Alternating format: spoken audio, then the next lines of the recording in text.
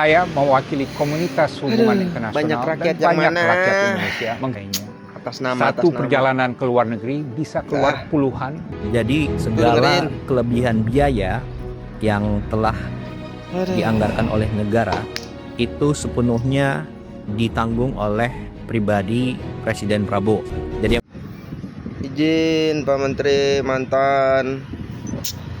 Aduh, harusnya kan yang jadi esensinya itu bukan biaya sebenarnya. Kalau menteri luar negeri gitu ya, harusnya kan yang jadi esensi berapa banyak goals yang dibawa pulang. Kayak burung aja, burung terbang cari makan buat anaknya di luar, dapat berapa investasi, balik lagi ke sini kan gitu. Jangan bilang dunia ini lagi dalam kondisi baik-baik aja gitu kan. Memang betul, justru karena kondisinya nggak baik-baik aja, jadi kita main-main tuh keluar, gaul keluar. Udah tahu kondisi rumah nggak baik-baik aja, kita nggak bergaul sama lingkungan. Bergaul sama Menteri Luar Negeri kan bukan bicara tentang biaya gitu. Goals, harusnya bicara tentang goalsnya. Apa sih kunjungan itu, apa sih yang dibawa, apa sih yang dibawa pulang, kan gitu. Selain investasi, ada juga nih, kita juga butuh yang namanya bargaining power, Pak. Jangan lupa, di tengah ketidakpastian dunia ini yang sekarang lagi nih gonjang-ganjing gitu kan, apalagi rupiah lagi dihajar nih. Jangan bilang kita nggak perang, kita juga lagi perang. Kita juga lagi perang. Kita juga lagi perang. Perang apa? Perang ekonomi, Pak. Kita lagi dihajar habis-habisan sama orang-orang di luar negara ini. Kita dihajar, dirongrong, bahkan sampai di dalamnya. Diplomasi itu penting, Pak.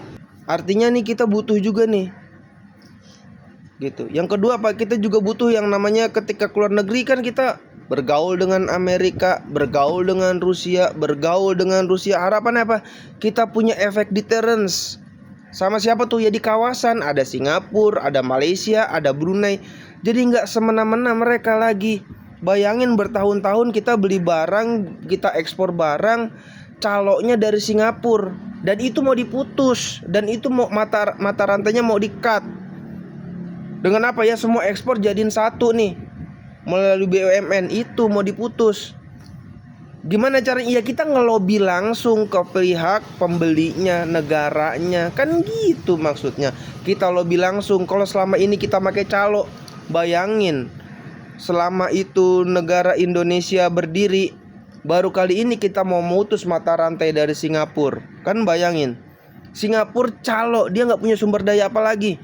Calo terbesar di dunia, Singapura. Kaya cuman gara-gara jadi calo. Lu jangan remehin calo ya. Negaranya kaya cuman gara-gara jadi calo. Kan ini harus digaris bawah ini. Harus kita berantas juga nih. Jangan sampai ya, kenapa kalau kita bisa dagang langsung, kenapa harus pakai calo? Bayar komisi, belum lagi invoice-nya dikecil-kecilin, nyampe sono invoice-nya digedein. Efeknya apa ya, kan pajak, penerimaan pajaknya jadi berkurang. Harusnya harganya 10 ditulisnya 5. Pajaknya 10% dari 5 kan 0,5. Kalau 10% kan pajaknya 1. Dari setengah dari 1 kan 2 kali lipat. Kan begitu, kita putus tuh mata rantainya. Dengan gimana? Iya, kita langsung government to government gitu. Karena apa? Kita mau mutus calo memang susah. Calo kan enak, kita tinggal duduk manis. Calo suruh kerja, calo suruh nawar, calo yang bargaining. Kita nggak punya bargaining power. Justru kita keluar negeri, Pak. Nih, kita lagi nyari bargaining power nih buat negara tujuan ekspor. Kondisi kita, contoh nih, kondisi kita lagi perang nih melawan VOC. Kita malah tidak berpihak sama negara, kan itu repot. Bayangin, kita lagi perang dagang dengan VOC, tapi kecondongan kita masih kepada VOC justru, bukan kepada negeri sendiri. Mau dibilang kita ketinggalan, kita perang cuman pakai bambu runcing, kita perang cuman pakai ketapel. Cuman kan itu harga mati NKRI. Mau pakai ketapel, mau pakai bambu runcing, tetap yang kita bela ya tanah air. VOC mau pakai rudal, mau pakai tank, tetap ya kita bela ya tumpah darah Indonesia gitu Pak. Yang pertama nih harusnya yang Bapak bicarain investasinya apa kan gitu, bargaining powernya apa, efek deterrence-nya apa, kan harusnya itu yang dibicarain, bukan lagi masalah biaya. Kalau memang betul ada biayanya ya udah pasti betul kan gitu. Cuma kan dijelasin tuh tadi ya Mas Eskap gitu ya, entah benar entah enggak, dijelasin semua biaya yang dianggarkan di luar dari anggarannya ditanggung sama Bapak Presiden. Dan toh pun yang berangkat sekarang dikurangin sampai 50% katanya. Kan gitu. Ya masa lu lebih percaya sama VOC, sama pemerintahan sendiri? Kan aneh. Ingat ya, sekarang kita sedang melakukan peperangan. Peperangan apa dalam bidang ekonomi? Karena apa? Nggak perang secara langsung, tapi nggak kalah bahayanya dengan perang konvensional. Udah sering saya bilang, negara ini sedang melakukan peperangan asymmetric warfare. Ya, perangnya apa? Perangnya sama Cina, perangnya sama Rusia, perangnya sama Amerika, perangnya sama Eropa, perangnya sama IMF. Kan gitu. Itu perang-perangnya tuh kita. Perangnya sama oligarki. Oligarki juga cuman yang di dalam negeri, oligarki juga yang di luar negeri. Yang mau nih kita nih nggak mau maju kan gitu. Esensinya harusnya dibalik lah Pak, diganti lah, di switch gitu. Masa Menteri Luar Negeri ngomonginnya biaya, ngomonginnya secara lebih teknis gitu Pak.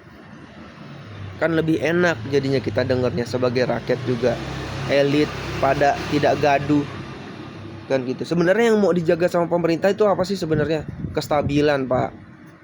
Jangan sampai timbul gejolak. Kalau sampai timbul gejolak, maka akan memperburuk keadaan yang sekarang ini katanya udah buruk kan gitu. Kalau situasi dalam negerinya, kalau situasi masyarakatnya gaduh, ada kepanikan kan gitu, akhirnya beli tuh masyarakat, nimbun tuh takut chaos. Kan itu pola pikir, aduh 98 kagak mungkin dah 98 bakal kejadian. Terlalu apa ya, terlalu primitif kalau terjadi 98 itu. Masa kita gak belajar dari pengalaman? Penggulingan itu berdarah-darah, gak ada yang enak. Muammar Gaddafi, Irak, Iran tuh, penggulingan itu gak ada yang enak. Timor Leste dikira lepas dia jadi kaya, kan enggak, penyakit. Ingat, penggulingan itu enggak ada yang menyenangkan. Penggulingan itu enggak ada yang menyenangkan, berdarah-darah. Dan kalaupun yang menyenangkan bukan rakyat, siapa? Yang duduk di pemerintahan selanjutnya. Korup juga tetap. Bohong kalau atas nama rakyat, atas nama kantong sendiri. Udah begitu dari dulu-dulu. Assalamualaikum warahmatullahi wabarakatuh.